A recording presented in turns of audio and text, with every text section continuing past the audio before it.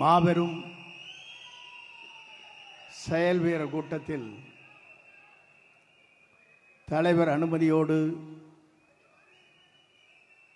இந்த நல்ல நிகழ்ச்சியை துவங்கி வைக்கிற நல்ல வாய்ப்பை தந்தமைக்கு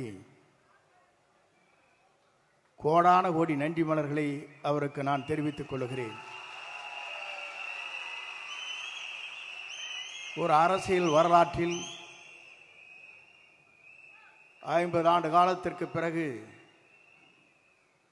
ஒரு புதிய முகத்தை, எதிர்கால தமிழகத்தை ஆளப்போகிற வெற்றி கழகத்துடைய தலைவருடைய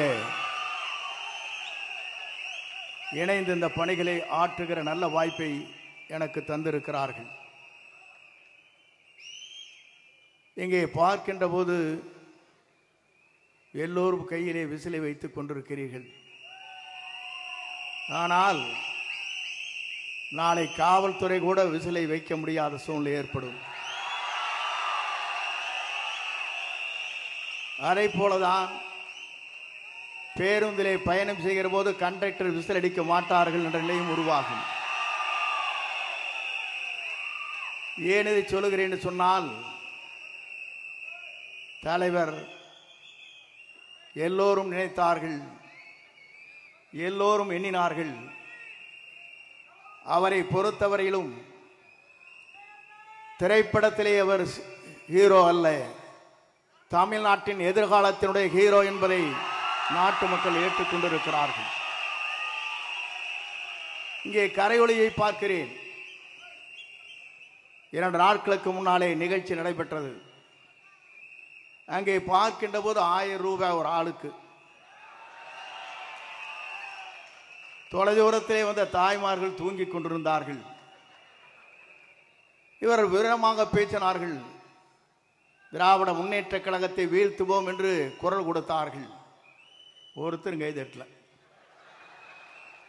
ஆனால் திராவிட முன்னேற்ற கழகத்தை வீழ்த்தக்கூடிய ஒரே தளபதி நம்முடைய தளபதி தான்.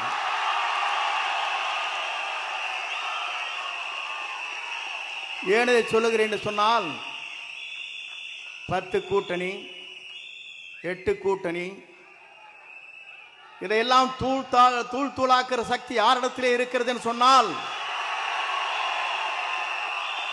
வெற்றி கழகத்துடைய தலைவராக மட்டுமல்ல, எதிர்கால தமிழகத்தை ஆளப் போகிற நம்முடைய தமிழக முதலமைச்சருக்கு தான் அது உண்டு. நான் எதற்காக இதை சொல்லுகிறேன் என்று சொன்னால், பல தலைவர்களை பார்த்துவிட்டு இங்கே வந்திருக்கிறேன். புரட்சி தலைவரை பார்த்தேன். அப்போது நான் நினைத்தேன், சிறு வயது எனக்கு 26 வயதிலே சட்டமன்ற உறுப்பினர். அப்போது உங்களைப் போலதான் நானும் இருந்தேன். ஆனால் நம்முடைய தலைவரோடு இணைந்ததற்கு பிறகு எங்கு சென்றாலும் உங்களை பார்க்கின்ற போது, ஆள் விட்டா போதுமப்பா, போட்டு முதிச்சு முடிக்கிறா. நீங்கள் ஒரு பக்கம் செல்ஃபி எடுக்கிறாங்க, ஒரு பக்கம் திருப்புறாங்க, ஒரு பக்கம் மாட்டுறாங்க. பெண்கள் அதற்கு மேலே ஓடி வந்து படம் எடுக்கிற காட்சியும் நான் பார்த்தேன். இது இந்திய வரலாற்றில் யாருக்குமே இல்லாத ஒரு புகழ் இவருக்கு இருக்கிறது என்ற வரலாறு இங்கே படைக்கப்பட்டிருக்கிறது. நான் அதை சொல்வதற்கு காரணம், நம்முடைய நோக்கம் தமிழ்நாட்டு மக்களை வாழ வைப்பதற்கு. ஏறத்தாழ 1000 கோடி ரூபாய் வருவாயை வேண்டியதில்லை என்று சொல்லிவிட்டு மக்களை காப்பதற்காக ஒரு தலைவர் இங்கே வந்திருக்கிறார் என்று சொன்னால், இந்த தலைவருடைய ஆற்றலும் சிந்தனையும் தொலைநோக்கு பார்வையும் மக்கள் கூர்ந்து கவனித்துக் கொண்டிருக்கிறார்கள். நான் அதை சொல்வதற்கு காரணம், பல இடங்களுக்கு செல்லுகிற போது சொல்வார்கள், இங்கே எந்த வீட்டை எடுத்துக்கொண்டாலும் நமக்கு தான் ஓட்டு. திமுக கார வீட்டில் கேட்டாலும் நமக்கு தாங்கிறாங்க. வேற கட்சி யாரை கேட்டாலும் நமக்கு தான் ஓட்டுங்கிறாங்க. எந்த கட்சியை கேட்டாலும் அவருக்கு ஓட்டு போடுவாங்க, நாங்க மட்டும் தளபதிக்கு தான் ஓட்டு போடுவோங்கிறாங்க. இது ஒரு அதிசயம் எங்கே இருக்கிறது என்று சொன்னால், இந்தியாவிலே இருக்கின்ற அத்தனை பேரும் கூர்ந்து கவனித்துக் கொண்டிருக்கிறார்கள். நான் ஒன்றை சொல்ல விரும்புகிறேன். டெல்லி இருப்பவர்கள் விமானத்தில் இங்கே சென்னைக்கு வருகிறார்கள். டெல்லியில் இருக்கிற இங்கே இருக்கிற துரித ரயிலில் இங்கே சென்னைக்கு வர முடியும், காரிலும் வர முடியும். ஆனால் செல்லுகின்ற பாதை எதுவாக இருந்தாலும் சென்னை என்ற இடத்தை நோக்கி மக்கள் வருகிற வரலாறு தமிழ்நாட்டிலே படைக்கப்படுகிற ஒரே தலைவர் நம்முடைய தளபதி என்பதை நான் இந்த நேரத்தை கோடிட்டு காட்ட விரும்புகிறேன். எல்லோரும் சொன்னார்கள், இஸ்லாமிய பெருமக்கள் சொல்வார்கள், இறைவனிடம் கையேந்துங்கள், அவனை இல்லை என்று சொல்வார்கள். இந்து மதம் சொல்லும், கேட்பதை கொடுப்பவனை கிஸ்ஸா கிஸ்ஸா என்று சொல்லும். அதே போல கிறிஸ்தவ மதத்தை சார்ந்தவர் சொல்வார்கள், தட்டுங்கள் திறக்கப்படும், கேளுங்கள் கொடுக்கப்படும் என்று சொல்வார்கள். ஆனால் கேட்காமலே கொடுக்கக்கூடிய ஒரு தலைவர் தமிழ்நாட்டில் இனி தோன்ற போகிறார். அவர்தான் தமிழ் மண்ணிலே முதலமைச்சராக வரப்போகிறார். அந்த வரலாறு படைக்கிற காலம்தான். எல்லோரும் நினைத்தார்கள் 10 கட்சியின் கூட்டணி அசைத்து விட முடியுமான்னு நினைக்கிறார்கள். எல்லோரும் ஆடி போய் நிற்கிறார்கள். ஏன் என்று சொன்னால், ஒருவர் புதிதாக தோன்றி இருக்கிறார்.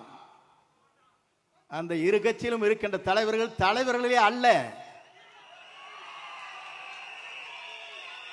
ஏன்னு சொன்னால், தலைமை என்பது வேறு.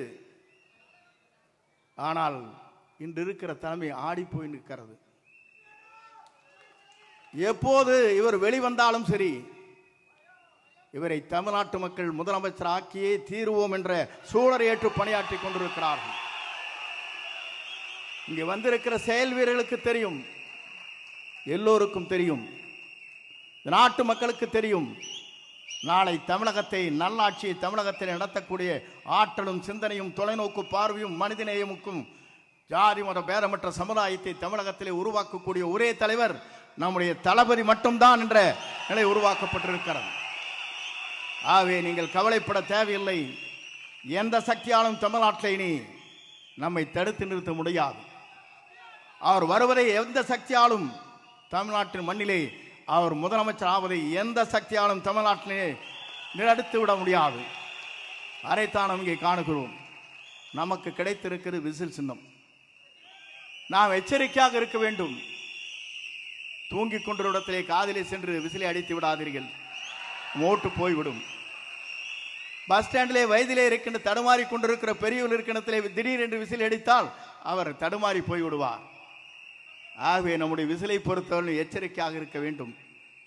ஏனென்று சொன்னால், நாம் போடுகிற வாக்கிலே தான் நம்முடைய வெற்றி வரலாறு இருக்கிறது என்பதை மறக்காமல் நம் பணிகளை ஆற்றிடல் வேண்டும். இங்கே வந்திருக்கிற நீங்கள் அத்தனை பேரையும் நான் காணுகிறேன்.